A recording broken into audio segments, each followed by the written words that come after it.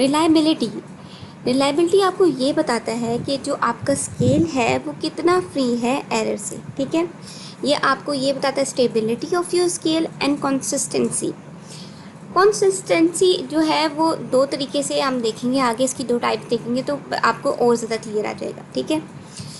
Reliability का आप अभी तक ये याद रखें, ये कंसिस्टेंसी से रिलेटेड है, ठीक है।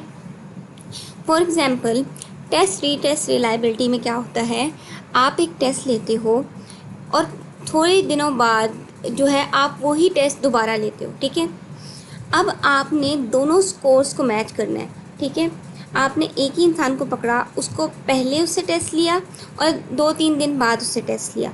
अगर वो दोनों स्कोर्स जो हैं सिमिलर आते हैं तो हम ये कहेंगे कि उसके अंदर क्या चीज़ है, ज़्यादा रिलायबिलिटी आ रही है, ठीक है। नेक्स्ट है इंटरनल कंसिस्टेंसी। अब ऊपर वाले में क्या देखे थे हम कि स्कोर्स जो रिज़ल्ट में है उसमें कंसिस्टेंसी आ रही है, इसमें क्या चीज़ है कि आइटम्स के बीच में कंसिस्टेंसी आनी चाहिए। फॉर एग्जांपल अगर आप एक डिप्रेशन का स्केल मेजर कर रहे हो तो आपके 10 उसके अंदर क्वेश्चन हैं, तो जो सारे क्वेश्चन हैं वो एक दूसरे से रिलेटेड होने चाहिए। ये नहीं है कि आपने एक क्वेश्चन बीच में हैप्पीनेस का डाल दिया है, नहीं ऐसे नहीं होता। जो सारे जो क्वेश्चन हैं वो एक दूसरे के साथ रिलेटेड होने चाहिए। अब इसको मेजर कैसे करते हैं, इंटरनल कंसिस्टेंसी को कॉम्पैक्ट कोएफिशिएंट अल्फा के थ्रू मेजर किया जाता है। ये स्पेस में आपको करके दिखाऊंगी। इसकी वैल्यू 0.7 और 0.7 से अबव आनी चाहिए, तब हम कहेंगे कि इसके अंदर रिलायबिलिटी आ रही है। अगर 0.7 से कम वैल्यू आएगी तो इसके अंदर रिलायबिलिटी नहीं आएगी। अब हम SPSS में देखेंगे रिलायबिलिटी कैसे कैलकुलेट की जाती है। तो आज हम इंटरनल कंसिस्टेंसी जो है वो कैलकुलेट करेंगे। सबसे पहले आप देख रहे हैं यहाँ पे क्वेश्चन दिए हुए हैं आपको, क्वेश्चन नंबर 1 2 3 4 5 6 7 8 9 10। तो मेरा जो स्केल है उसके अंदर आइटम्स कितने हैं, 10 हैं, ठीक है। अब मैं कैलकुलेट करूँगी इनकी रिलायबिलिटी। यहाँ पर कर लीजिए डाटा गिवन है, ये हम एनालाइज पे जाएंगे और स्केल में क्लिक करेंगे और रिलायबिलिटी एनालिसिस पे जाएंगे। वहाँ पे जिस आइटम के आपने रिलायबिलिटी निकालनी है आप उस साइड पे शिफ्ट कर देंगे।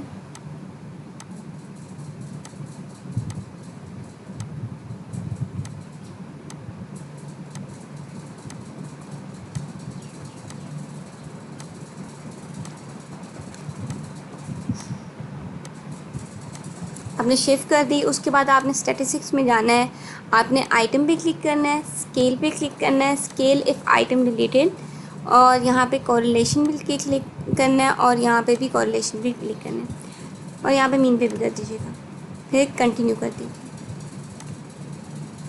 यहाँ पे आप जो भी हेडिंग देना चाहते हो, ये इतनी इंपॉर्टेंट तो नहीं है, अगर आप नहीं देना चाह रहे इट्स ऑल राइट, आप जो भी अपने क्वेश्चन या की हेडिंग देना चाह रहे हो आप दे सकते हो। आप ओके कर दोगे, अब आपके पास रिज़ल्ट आ जाएगा। आपने सबसे पहले जो रिलायबिलिटी जो आप निकालते हो उसका रिज़ल्ट आप इंटरप्रेट कहाँ से करते हैं, कॉम्पैक्ट अल्फ़ा के थ्रू करते हो। आपके जो आइटम्स हैं वो 10 हैं, ठीक है। अगर आपके आइटम्स जो हैं 10 या 10 से अबव हैं तो आप ये वाली वैल्यू देखते हो, और ये वाली वैल्यू किससे ज़्यादा होनी चाहिए, 0.7 से ज़्यादा होनी चाहिए। तो हमारी 0.7 भी सही है लेकिन 0.7 से बिलो नहीं आनी चाहिए। तो ये 0.8 आ रही है तो अच्छी रिलायबिलिटी आ रही है, अच्छी इंटरनल कंसिस्टेंसी आ रही है। तो अब हम नीचे जाते हैं। यहाँ पे जो है आपको अलग मीन और स्टैंडर्ड डेविएशन दी गई है, तमाम आइटम्स के अलग दी गए हैं, ठीक है। आपने फिर नेक्स्ट कॉलम में जाना है, देखेंगे इंटर आइटम कोरिलेशन मैट्रिक्स की एक चीज़ आपको क्या बताती है कि यहाँ पे ये इंडिकेट करेगी कि अगर सारी की सारी वैल्यू पॉजिटिव आती है तो ये ठीक है, लेकिन अगर एक भी वैल्यू मतलब यहाँ पे जो वैल्यूज़ नेगेटिव आ रही हैं तो इसका मतलब आपसे कहीं गलती हुई है, आपने रिवर्स स्कोरिंग सही तरह से नहीं की है या आपने रिवर्स स्कोरिंग की ही नहीं है। तो आपने मेक श्योर करना है कि रिवर्स कोडिंग ज़रूर हो। अगर आपके क्वेश्चन में इस तरह गिवन है कि रिवर्स कोडिंग करनी है तो आप ज़रूर करें, उसके बाद आप रिलायबिलिटी चेक करेंगे, ठीक है। अगर आप फिर नीचे मूव करेंगे, ठीक है, अगर ऊपर जो है कॉम्पैक्ट अल्फ़ा की वैल्यू 0.8 से कम आ जाती है, समझो अगर आपके नंबर ऑफ़ आइटम जो हैं 10 से बिलो आ जाते हैं तो आपने कॉम्प्लेक्स अल्फ़ा की वैल्यू आप तब नहीं देखोगे, क्योंकि वो अगर 10 से कम आइटम्स होते हैं तो वो बहुत कम वैल्यू कॉम्प्लेक्स अल्फ़ा की देता है, वो 0.7 को आपको बिलो ही दे रहा होगा। तो आप इंटर आइटम कॉरिलेशन का मीन चेक करोगे, ठीक है। तो इसकी जो ऑप्टिमल वैल्यू है वो 0.2 से 0.4 है, ठीक है। आपने यहाँ पे चेक करना है।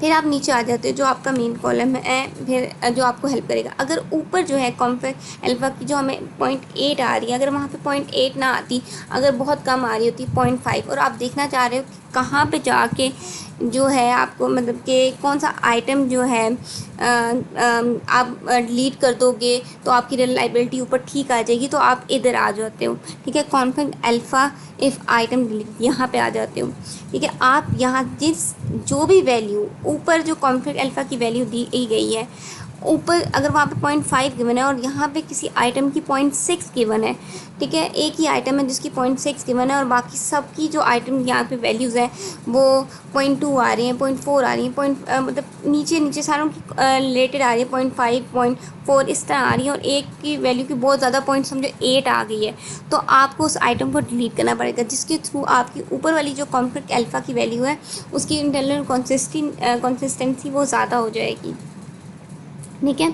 यहाँ पे आप देखें तो अगर आप फॉर एग्ज़ाम्पल Q1A की ही जो है आइटम आप डिलीट कर देते हो, तब आपकी रिलायबिलिटी 0.845 आएगी, वो भी ठीक है। लेकिन ठीक है, ये भी ठीक है, आपने बस मेक श्योर करना है कि यहाँ पे जो वैल्यूज़ हैं वो जो ऊपर कॉम्प्लेक्स अल्फ़ा की वैल्यू है उनसे छोटी ही आए, ठीक है। Thank you.